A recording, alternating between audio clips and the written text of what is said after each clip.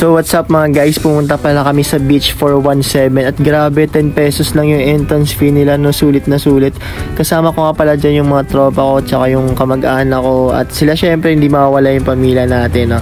At pagkadating namin sa location, grabe sobrang ganda talaga ng place nila, no, nakaka-relax at yung tipong maamoy mo yung sariwang hangin. Pagdating pala namin dyan, hindi mawawala yung no, yung naiinganyo ka talaga, no, na maligo. Kaya hindi rin nagpahuli yung mga pinsan ko dyan tsaka yung pamangkin. Ayan, tingnan, no, naligo na agad sila mga lods. Grabe, hindi man lang nagpaawat, no.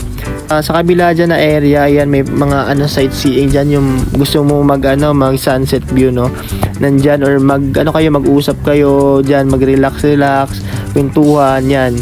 Pero yung iba sa amin kumain na dahil nagutom. Ayan, si mama, grabe, ang lakas kumain talaga. Hindi, biro lang, no. Sa mga katropa ko dyan, yan, kumain na kami. Kahit yung simpleng handa lang, no, pero busog na busog kami dahil sobrang ang dami namin talagang dinala, no, para sa overnight namin na stay. At 5,000 lang pala yung binayaran namin dyan mga lods. Nadatnan ko nga sila ni mama mga lods na hindi ko alam kung nagsusugal o nagmamaritis na mga Hindi rin mawawala dyan yung banding na magtutropa habang pinapanood yung paglubog ng araw. At yung inaabot na nga ng gabi, ayan na nga yung mga tropa namin tsaka sila ni mama, no. Parang ang iingay ng mga tropa namin dyan, yung sila ni mama, yung mga kamag-anak namin, yung pinsan, buong pamilya dyan. Sobrang ingay, no guys, parang hindi lang kami nag-overnight. Ayan, so nagpipicture, akala nila naman picture talaga. Siyempre kasama ang video dyan mga lods. Pagkatapos niya, hindi mawawala yung inuman ng tubig. Siyempre, yung mga kasama namin dyan, konting inuman, no. At yung iba sa amin na lasing na, tsaka pinagtripan pa pala kami dyan ng kapatid kong babae, no. Shoutout dyan kay Mary Grace Pantalon. Sana sa susunod galingan mo pa magkuha sa amin ng picture, no.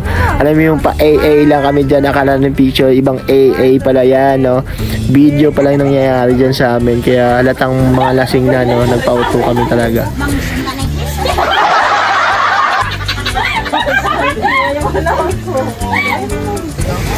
At saka syempre, no, ang ganda ng pastang na tubig, hindi mawawala dyan yung usapan ng mga tropa. Yan, naligo, parang maliligo na rin ulit, naghahanap pa ng mga isda dyan.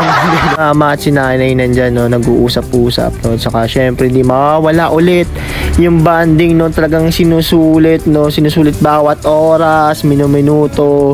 Ayan, nag-uusap ulit, habang nag-uusap, tumitingin sa magandang view. Yung iba sa amin dyan, di ko alam kung nag-uusap, no, parang nagmamarites na lang ata.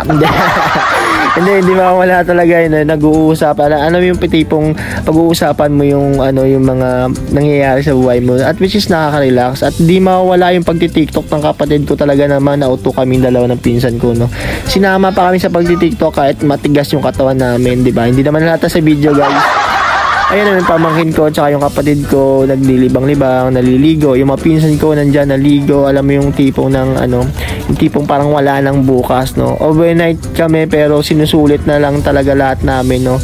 Sayang no kasi pambayad. Hindi, sobrang worth it talaga yung bayad mga guys. Ayun, magpipicture na kami dahil preparation na kami para umuwi. Ayan, yung mga tropa ko, picture ulit. Syempre para sa remembrance, so bago bumalik na Manila.